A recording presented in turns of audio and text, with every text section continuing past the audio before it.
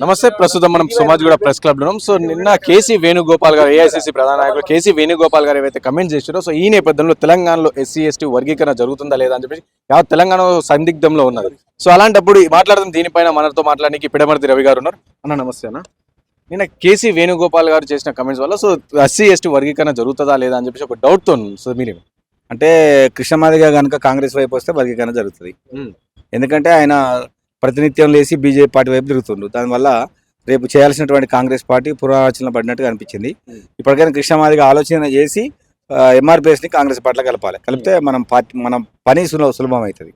So SC ST వర్గీకరణ result వచ్చిన దానికి సుప్రీంకోర్టు తీర్పు ఇచ్చిన తర్వాత నిన్న విజయోత్సవ ర్యాలీలో కూడా సో బహిరంగ సభలు కూడా చెప్పడం జరిగింది. ఏంటంటే 2004లో ఏదైతే అప్పుడు సుప్రీంకోర్టు అడిగినప్పుడు సో కాంగ్రెస్ పార్టీ ఎలాంటి సపోర్ట్ చేయలేదు, బీజేపీ పార్టీ అఫిడవిట్ దాఖలు చేసింది. సో కాబట్టి బీజేపీ వల్లనే వచ్చిందని చెప్పి చాలా సందర్భాలు ఇటు కిషన్ రెడ్డి కావచ్చు, లేకుంటే అమిత్ షా కావచ్చు, మోదీ కావచ్చు, వీళ్ళ వల్లనే వచ్చిందని చెప్పి చాలా సందర్భాలు అయిపోయి. సో మీరే అంటే మరి కృష్ణమాదిగా ఒక పని చేయమని ఎంఆర్పీని తీసుకొని బీజేపీలో కలపమని మరి వాళ్ళ వలన ఏందంటుండు కదా, అలా కలపమని అయిపోతావు ఈ పంచాది. అప్పుడు కూడా కాంగ్రెస్ పార్టీకి ఒక క్లారిటీ వస్తుంది. నువ్వు ఎటున్నావు, ఇప్పుడు నువ్వు ఇటు పక్క నుండి బీజేపీ పక్క నుండి కాంగ్రెస్ అంటున్నావు కదా. కాంగ్రెస్ పార్టీని అనే ముందు నువ్వు ఆలోచన చేసుకోవాలి. బీజేపీ పార్టీ అంటే భారత సుప్రీంకోర్టు కాదు, అదొక పార్టీ. వాళ్ళు భారత పార్లమెంట్ కూడా అఫిడవిట్ ఇచ్చేటప్పుడు మాకు అభ్యంతరం లేదని చెప్పింది. బీజేపీ పార్టీ కూడా అంతే చెప్పి ఉండదు. దానివల్ల సుప్రీంకోర్టు తీర్పిస్తుందా మాకు అభ్యంతరం లేదంటే? అంటే మాదిగలది ధర్మం ఉంది, పోరాటం ఉంది. పైకెళ్ళి మీకు ఒక విషయం చెప్తున్నా. ఇది తెలంగాణ రాష్ట్ర ప్రభుత్వము ఆంధ్ర రాష్ట్ర ప్రభుత్వానికి సంబంధించిన కేసు కాదు. అందరికి తెలుసు. ఆ పార్టీ అక్కడ కేసు వేసింది, అందులో పాల్గొన్నది పంజాబ్ ప్రభుత్వము. ఆ రాష్ట్రంలో ఏబిసిడి ఆగిపోతే వాళ్ళు ప్రభుత్వానికి సుప్రీంకోర్టుకు వస్తే సుప్రీంకోర్టు 7 ధర్మాసనాన్ని ఏర్పాటు చేసింది. తప్పితే ఇందులో బీజేపీ పాత్ర ఎక్కడ ఉన్నది చెప్పండి? ఇప్పుడు ఏమైనా మోడీ ప్రధాన న్యాయమూర్తి కాదు, అమిత్ షా హైకోర్టు అడ్వకేట్ కాదు, మరి వాళ్ళే చేసినట్టు అవుతుంది ఇది. కాబట్టి తెలంగాణ రాష్ట్రంలో వర్గీకరణ జరగాలంటే మందకృష్ణ మాదిగా బేషరతుగా ఎంఆర్పిఎస్ని కాంగ్రెస్లో కలపాలి. ఇంత పెద్ద నిర్ణయం తీసుకునేటప్పుడు కాంగ్రెస్ పార్టీ ఆలోచిస్తా కదా, నేను ఇంత పెద్ద సాయం చేస్తున్నా నీకు, నువ్వేం చేస్తావని అడగదా? గతంలో కాంగ్రెస్ పార్టీ కేసీఆర్ని కూడా అడిగింది విలీనం చేయమని. అట్లనే నేను కూడా అడుగుతున్నాను, నువ్వు విలీనం చేయి. నిజంగా నీకు మాదిగల మీద ప్రేమ ఉంటే, మాదిగలకు న్యాయం జరగాలంటే ఎంఆర్పిఎస్ని కాంగ్రెస్లో కలపాలి. సో ఇంకోటి నిన్న మందకృష్ణ గారు కూడా చెప్పడం జరుగుతుంది. సో ఏదైతే రేవంత్ రెడ్డి కానీ త్వరలోనే కలవబోతున్నాం, అలాగే ఒకవేళ సపోజ్ వర్గీకరణ కనుక చేయకపోతే సో మేము ఆల్రెడీ మళ్ళీ మాదిగలు కలిసి మళ్ళీ రోడ్డు మీదకి వస్తామని చెప్పారు. సో రేవంత్ రెడ్డి మీరేమో వర్గీకరణ కోసం విలీనం చేయాలని చెప్పేసి మీరు అంటున్న పరిస్థితి. కృష్ణమాదిగకు ఎంఆర్పిఎస్కి రోడ్డు మీద రావడం కావాలి, కానీ మాదిగ చదువుకున్న విద్యార్థులకు ఉద్యోగులకు ఏబిసిడి అమలు జరగాల.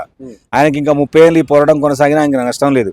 ఇప్పటికీ మాదిగ జాతి చాలా ఏళ్ల పాటు నష్టపోయింది, ఇక కూడా నష్టపోవాల్సిన అవసరం లేదు. ఆయనకి ఏంటంటే రేవంత్ రెడ్డి చేయకపోతే బాగుండు అనిపిస్తుంది ఆయనకు, ఇంకా ఈ 10 ఏళ్ళు తిరగొచ్చని. కానీ ఆల్రెడీ ఇప్పుడు గ్రూప్ 1 ఉద్యోగాలు పడినాయి, టీచర్ డిఎస్సి ఎగ్జామ్ రాసిరు అందరూ. వెంటనే నిజంగా నువ్వు కలిసిన రోజు విలీనం గురించి చెప్పాలి. ఆర్డినెన్స్ తెప్పించి ఈ ప్రస్తుత ఉద్యోగాలలో మరి మాదిగలకు 12% వచ్చేటట్టుగా మెడికల్ ఇంజనీరింగ్ సీట్లలో మనకు అవకాశాలు వచ్చేటట్టుగా ఆర్డినెన్స్ తెప్పించినట్టు చేయాలి. అట్లా చేస్తే కానీ మీకు మళ్ళీ బీజేపీ చేసింది అంటే మళ్ళీ కాంగ్రెస్ పూర్వనాచరణ పడుతుంది, దానివల్ల నష్టం జరుగుతుంది, మళ్ళీ పోరాటం మళ్ళీ దూరం పోతుంది. సో ఇదే విషయం ఒకవేళ మందకృష్ణ గారికి అంటే కాంగ్రెస్ పార్టీతో ఎందుకు ఇలా అంటే గతంలో కూడా చూసినా మనం ఎమ్మెల్యే కావచ్చు, ఎంపీ ఎలక్షన్లో కావచ్చు, ఎంపీ ఎలక్షన్లో ఒక్కటి కూడా మాదిగలకు సీట్ మాకు రావాల్సిన వాటిని కాంగ్రెస్ పార్టీ రాకుంటుంది. సో కాబట్టి అందుకనే నేను కాంగ్రెస్ పార్టీతో అంత క్లోజ్గా ఉండను అని చెప్పి మందకృష్ణ గారు చెప్పారు. ఇప్పుడు ఎంపీ సీట్లలో మనకు అవకాశం లేదు, నువ్వు బీజేపీ కోట్లు వేయించినావు. అసెంబ్లీలలో మరి కాంగ్రెస్ పార్టీ 10 ఎమ్మెల్యే సీట్లు ఇచ్చినావు, అయినా నువ్వు బీజేపీ కోటేసినావు, ఓట్లు వేయమని చెప్పినావు. ఇప్పుడు ఏ పని లేదుగా, మరి కాంగ్రెస్ పార్టీ అధికారంలో ఉంది కదా, అక్కడ అధికారంలో కూడా వాళ్ళు ఎమ్మడి తిరిగినావు కదా, అది బంద్ చేయగా. ఆల్రెడీ బీజేపీ కోట్లు వేసినావు, 2 సార్లు ఓట్లు వేయమని, ఇంకా పని లేదు వాళ్ళతోటి. ఇప్పుడు రాండి కాంగ్రెస్ పార్టీ వైపు రండి, కాంగ్రెస్ దగ్గరకు వచ్చి పని చేసుకోండి.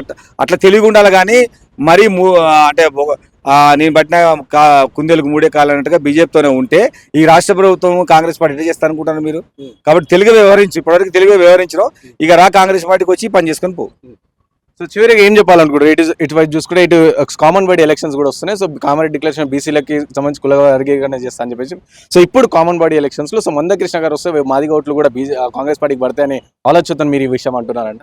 లేదు, నేను ఏమంటున్నంటే మాదిగలకు నామినేట్ పదవులు కానీ, మాదిగలకు రాబో కాలంలో ఎమ్మెల్సీ కానీ, మాదిగల ఏబిసిడి కానీ ఇవన్నీ జరగాలంటే తెలివిగా ఆలోచించి మనం కాంగ్రెస్ వైపు ఉండాలి. అందుకోసం కాంగ్రెస్ వైపు రమ్మంటున్నాం. వచ్చి ఈ పని చేసుకో, మిగతా పనులన్నీ కూడా మాదిగ జాతికి లాభం జరగాలంటే మందకృష్ణ మాదిగ కాంగ్రెస్ అనుకూల వైఖరిని ప్రదర్శించాలి. అది మాది.